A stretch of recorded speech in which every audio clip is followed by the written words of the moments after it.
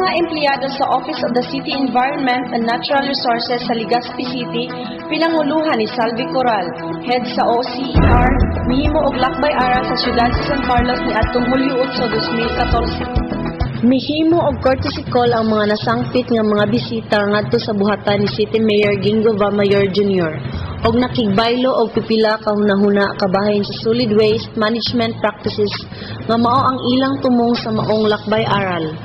Tuyo nila ang personal nga pagtan-aw sa nabaniog na kaayong eco center diin mahimutang ang sanitary landfill. Sa pagkiginabi sa Dateline News Team, uban kang Salvi Coral, head sa OCENR, siya mitugan nga ang ilang tuyo dinhi sa San Carlos mao ang aktual nga pagtuon sa mga programa pang-environment sa siyudad sa San Carlos.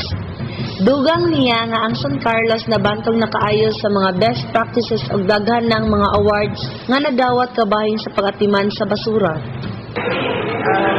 Talagang purpose ko is to learn from the LGU of San Carlos kung paano nila ginawa yung mga awards nila sa environment.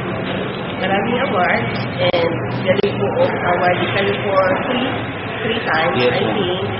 And we have a lot of awards sa environment. Champion kayo sa Community Management.